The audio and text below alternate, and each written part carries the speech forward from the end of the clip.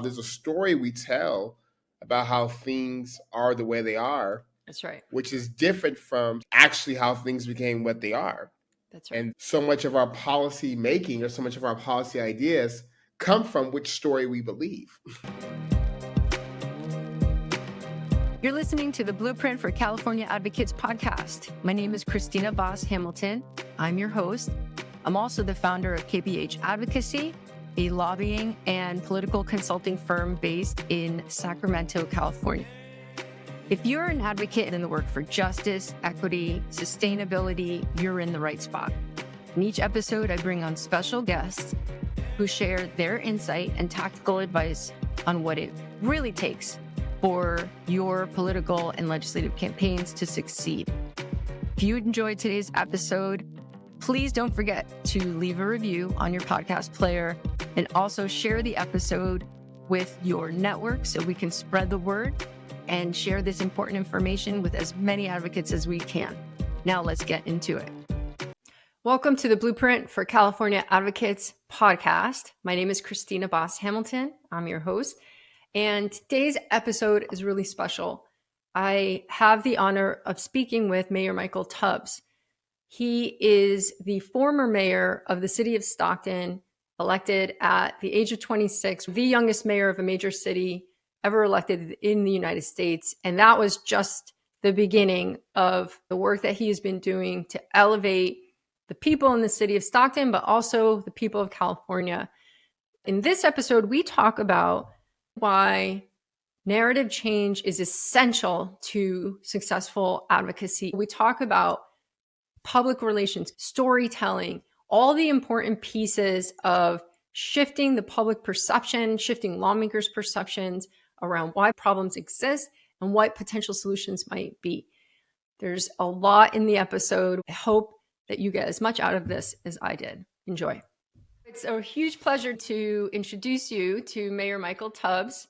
You likely have heard of Mayor Tubbs. He was the youngest elected mayor of a large city in the United States when he was elected, I want to say about 7 years ago. Wow, that long ago. Yeah, 2016. Wow. 2016. And did some phenomenal things in the city of Stockton, including launching the first guaranteed income pilot that really captured the public's imagination around what guaranteed income is, and has launched the blossoming of other pilots around the state and around the country. And that's just one program that you launched. I know you did a ton of other things in the city that had a lot of good consequence. And you've since launched a new organization, actually several organizations. So I'm just going to stop and pass it over to you and convey my sincere thanks for taking time out of your busy schedule to talk with the audience today. And if you could just give us an introduction of where you started and where you are now. Yeah, well, first, thanks so much for having me. And thank you for what you're doing in terms of demystifying the opaque, but shouldn't be opaque, process of how to get things done for the government that's supposed to work for everyone. So we thank you for your leadership. And yeah, Michael Tubbs here, born and raised in Stockton, California. Stockton, California is home. Before I was mayor, I was a city council member and a teacher. And it's really those experiences as a council member and as a teacher, and even early experiences, just growing up poor in Stockton, that really kind of shaped my view of sort of what government's role should be, and also the role I want to play in it. And it wasn't until I got to college where I recognized that so much of what I saw growing up wasn't the byproduct of bad people, but really a byproduct of bad policy and or bad policymakers. From the way my neighborhood was redlined to the lack of access to things we know that neighborhoods need to thrive. Growing up, I internalized it as if there was something wrong with the neighborhood or there was something wrong with the people who lived in the neighborhood. And then when I started studying policy in college, I recognized that, oh no, there's nothing wrong with the people. There's some decisions that were made on behalf of said people or to said people that created the conditions. And that got me really thinking about, even back then, like, wow, there's a story we tell about how things are the way they are. That's right. Which is different from actually how things became what they are. That's right. And that so much of our policy making or so much of our policy ideas come from which story we believe. Like, do we believe a story that people are the problem, or do we believe a story that policies and historic decisions have created percent problems? So that brought me to Stockton City Council. And when I ran for city council, the city had just declared bankruptcy. We had the highest per capita murder rate in the country. It was not the place to be, really, but it was such an amazing opportunity to learn how government works and why and when government doesn't, and figuring out how do we solve these really thorny and practical problems. So I spent a lot of time doing like really community organizing, real grassroots power building. And it was interesting, and I think to the point of this podcast, what I recognize now from my time at City Council, so much of it was doing like some of the work you do in terms of just translating government to my advocates and my folks who viewed government as the enemy or as the adversary, and trying to get them to reframe like, okay, in some places you may disagree with me as your policymaker, but let's work on the things we agree with. And let me tell you, like, I need you to come to city council on this day and say these things and call these people to get this thing done. And really just explain the process to folks. And it was fascinating because we got a lot done. We opened up a health clinic. We have the city allocating money to do like a real planning process just in my district. We closed on a problem liquor store. Like, we did a lot of stuff that had never been done in the city, because at the time, the way Stockton was ran, it was ran as just a city. So even though you represent the district, because you ran citywide, there wasn't really a district agenda. It was about the city, the city, the city. And I think because of the grassroots power building, because of the community we built, because of the collective impact work we're doing, it's the first time where it was a district focus. Like, no, we're focused on South Stockton, and I'm a council person for South Stockton. So yeah, so I think that was super helpful for when I ran for mayor, and recognized that not just South Stockton, but there's community-wide issues we have to address, but also community-specific issues that have to be addressed. We have to do both. But what I hoped, and I still hope my legacy is, or would be is that just made people understand that the city government was theirs, that it wasn't a perfect institution, but it was an institution that was going to exist, whether they used it or not, and that was a way to use it to allow it to work for them and help sort of solve some of the, at least I tell people all the time, my philosophy was government can't solve everything, but at the very least, government has to solve the problems that government created. And that was sort of the frame we used for all the stuff we did when I was in office. That's fantastic. What you're saying is something that I talk a lot about, which is clarity. There's advocates who know something is wrong and they want to do something to fix it. And they might even know what the answer is to fix it. But what is lacking is the clarity around the decision makers of change and the timeline for when to have the right conversations with the right people that then results in a change of the policy. And it's this like mysteriousness of government that just pervades every level, right? Well, what's funny, Christina, I didn't realize till I worked in the White House, this sounds really basic, that government was really just people. I thought it was like something, this impersonal institute. Like, I had no idea. It was like normal people. Right. Who were making these decisions on behalf of all of us. And they all had normal people triggered. Like, it demystified it for me. It's like, oh my gosh. It's not like an algorithm I have to figure out. It's people. And just knowing who the right person is and what power they have. And timelines makes it, I guess I'm just a person that thrives when I know the rules. Like, I don't do well in games where I don't understand the rules. But if I get the rules, I know, like, okay, do A goes to B, and there's a pattern. Right. And I feel like most people are like that. I feel like most people, once they understand the rules, they can play. That's right. And so, okay, so you are validating me in my podcast. No, it's real. It's such a labor of love for me, and it's a lot of work. Well, thank you for doing it. It makes me so happy. When I have people telling me, like on Twitter, in my DMs or whatever, like, thank you. No one ever told me this. Absolutely. And today was a good day. Even more people who don't even tell you that they're listening, and they're listening. Perfect segue then into this conversation. And I'll start with a story. Actually, a moment of levity. I'm clearly older than you, Mayor Tubbs, and you are the type of person that makes me think, what was I doing in my 20s? Because damn, I wasn't doing anything compared to what this person was doing. You're not even 35 and you have just done some things. And so I want to recognize you for that. I appreciate that. Absolutely. So starting with the concept of narrative change and the theme of our conversation being how advocates can change the narrative And before we even go there, let's start with why advocates need to change the narrative. Yeah, I think it goes back to what I mentioned earlier. I truly believe that our policymakers are people, and their decisions are informed by their experiences, but also their problem analysis, which sounds like a deep scientific thing, but it's really about what's the story they believe in terms of Right. how a problem began. So, for Right. example, we see it oftentimes in homelessness. If the story you believe is that people are homeless because they have drug addictions, they don't want to work, and they're mentally Right. unstable, then Right. your solutions will be about fixing people.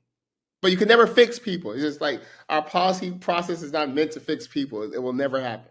Right. But if your story is like, oh, well, we live in a state that hasn't built enough affordable housing, rents haven't kept up with wages, then your conclusion, because like what's interesting, particularly in California, everyone sees the problems. Like everyone agrees about the problem. Like Right. you won't, Right. no one will say homelessness is not a problem. Like no one will say even poverty is not a problem. I think everyone agrees on problems, but the point to narrative is narrative helps inform us our thinking around how do we get to this problem, which then helps dictate the possible solutions we could do to solve said problem. And that's why narrative change is important, because I truly believe that so much of our policy making and our policy imagination as to what's possible is dictated by a story of like rugged individualism. That's A right. story of one's choices are the sole determinants of one outcome. Right. A story that's really a myth, but so individualistic, which leads, I think, to individualistic solutions. And I think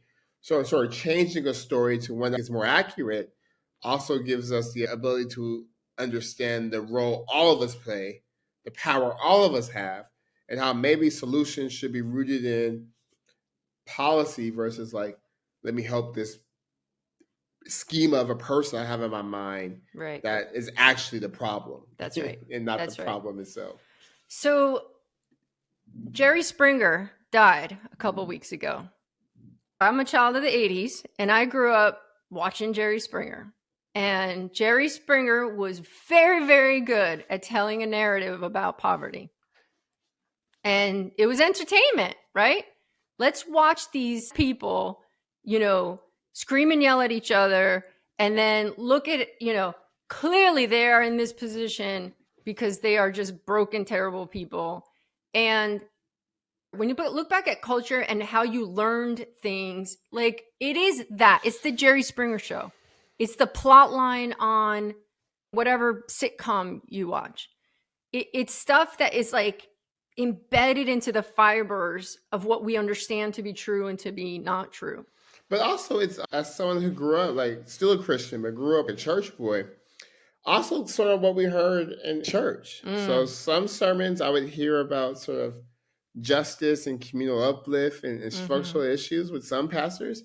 And some pastors I would hear just about individual choices and you are what you are because either God favored you or God didn't. Right. Or things like that. I think a lot of people are socialized in those ways, whether it's through media or religion, etc., that leads to a predisposition to believe like, oh, hey, right, this is the way it is. Right. This is the way it's going to be.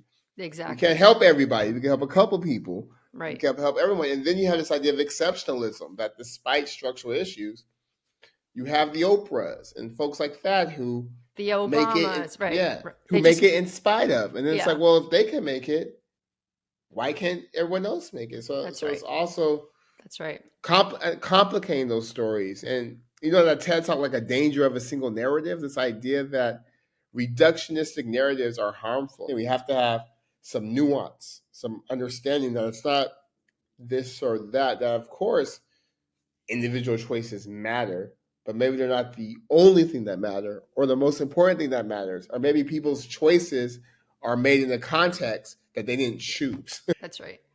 I had a conversation once with someone and they were like, well, the truth is America is just exceptional. All our problems, but you can't tell me America's not exceptional. And I was like, tell that to the indigenous people whose children were stolen from them. And I saw like a transformative look, like, yeah, I guess I didn't think of it that way. From that perspective, that's not exceptional. That's murder, right? Like genocide. Yeah. It's like, what? Totally. So how do we, Mayor Tubbs, begin to flip the script, upset the setup, which is one of your organization's slogans? I just like that a lot. How do we start chipping away at systems and narratives that have literally existed for centuries? Therein lies the question. Part of it you mentioned earlier is just doing the work of reading and learning and relearning, right? Like spending time to really understand and doing the research and doing some information gathering about, okay, like what factors contribute to here. Mm-hmm. So I think like an accurate telling of history.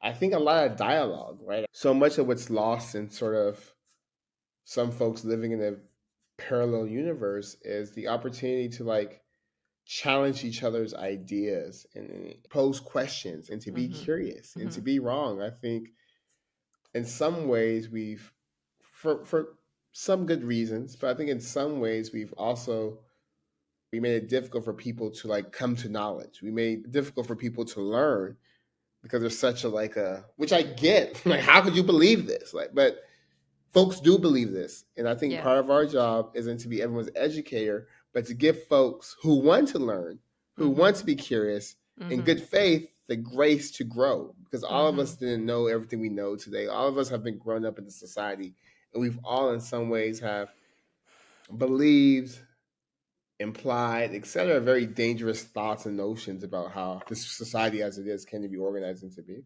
So I think it's like just like real dialogue, particularly with people who disagree, which is hard and not fun, but I think it's necessary.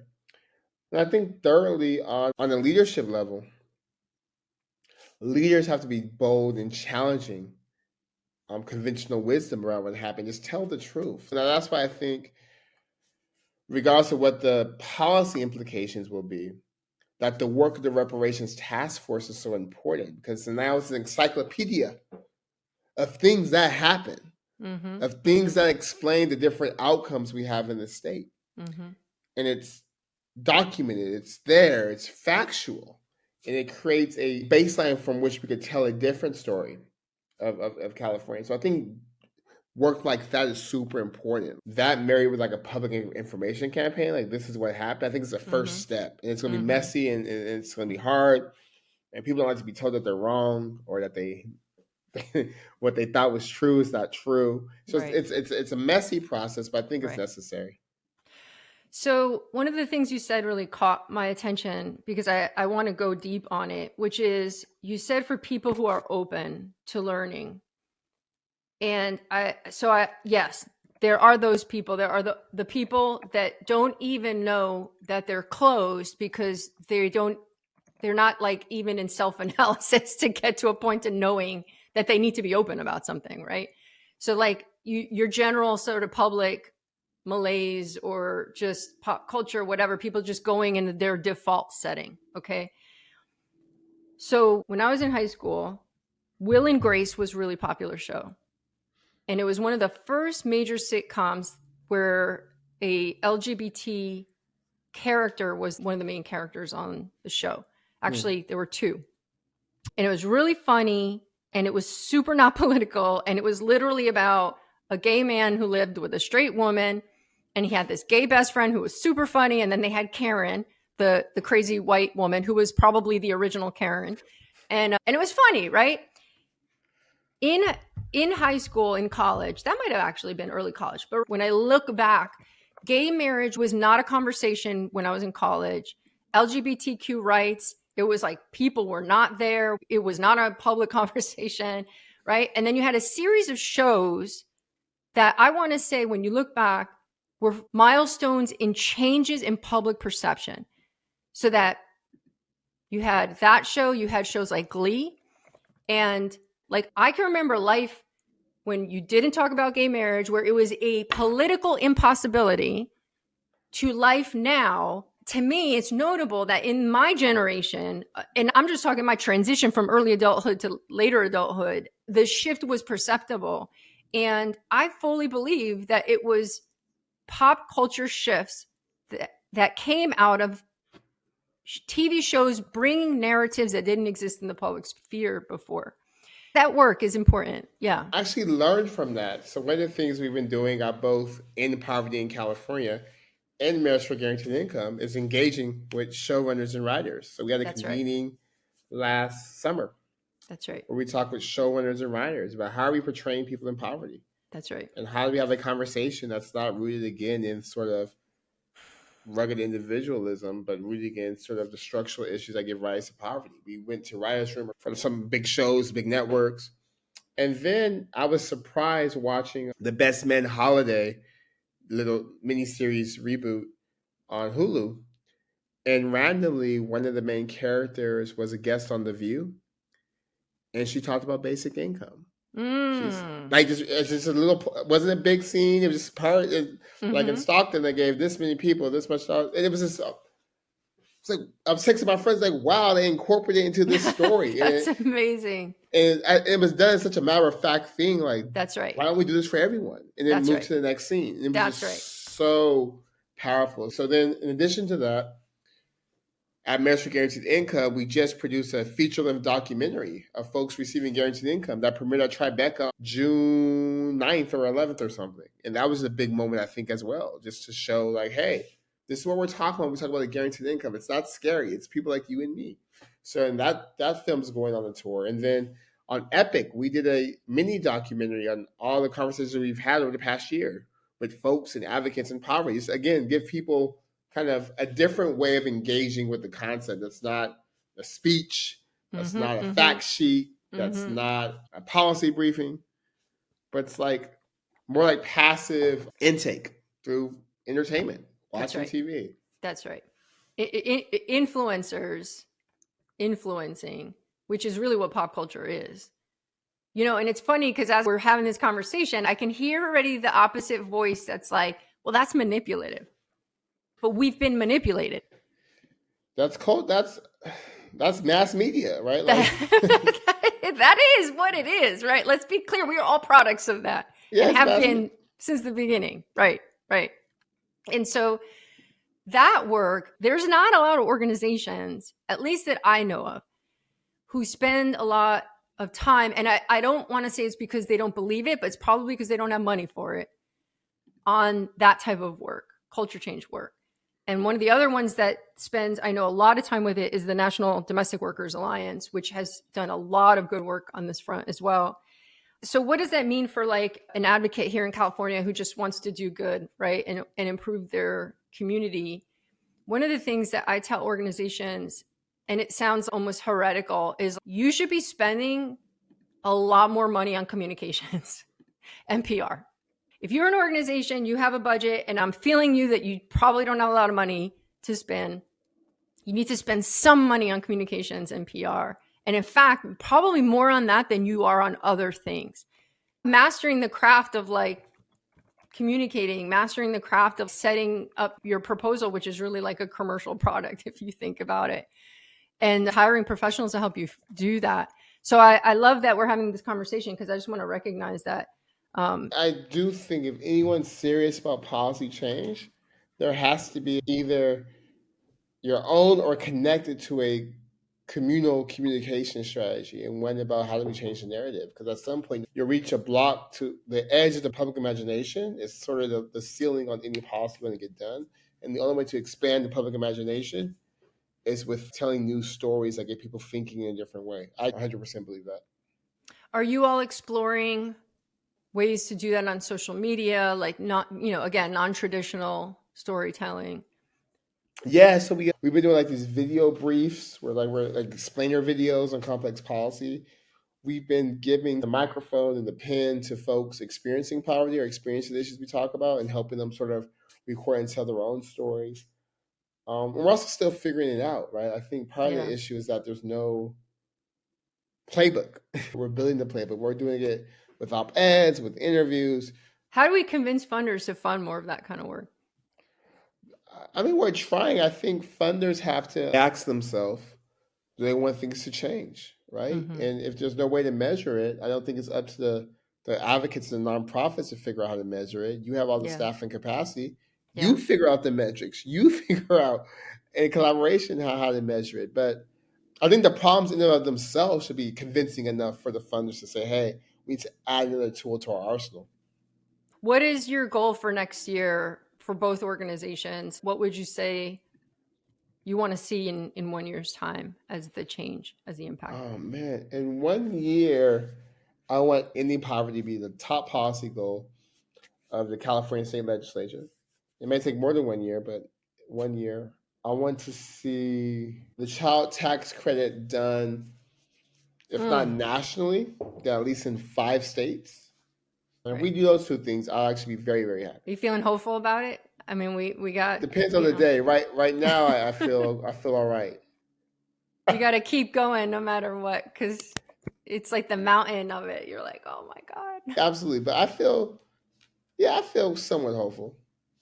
So I want to be respectful of your time, and I end the episodes by asking folks what their best piece of advice is for an advocate on the ground who, like I said, isn't living and breathing the world of the Capitol or Washington, D.C., or even their city hall, and is like, I have energy, I want to do something, I work in this organization, whatever. Like, what takeaway that should they get out of this conversation? That storytelling is really how we make sense of the world. Mm-hmm. That our policies are a direct result of the story we tell ourselves of how did the problem come to be. Mm-hmm.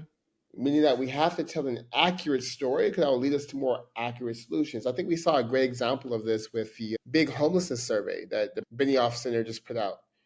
And it talked about how actually what was driving homelessness was reduction in income or not being able to afford rent.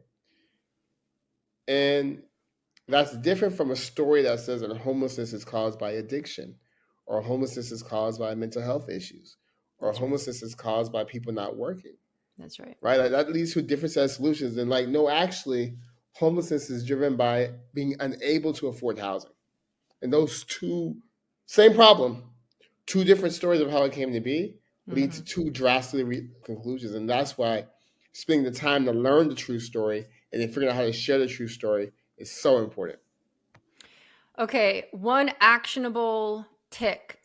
Sorry. What is one actionable tip you want to leave them with? Like, they do this today. Like one thing they can, like, I can do this. I can make a call. I can talk to whoever. What do they do today? Yeah, if you're in an organization, sit down with your comms officer and figure out, beyond posting what we're doing, what's the story we're trying to tell? And begin building a strategy around that.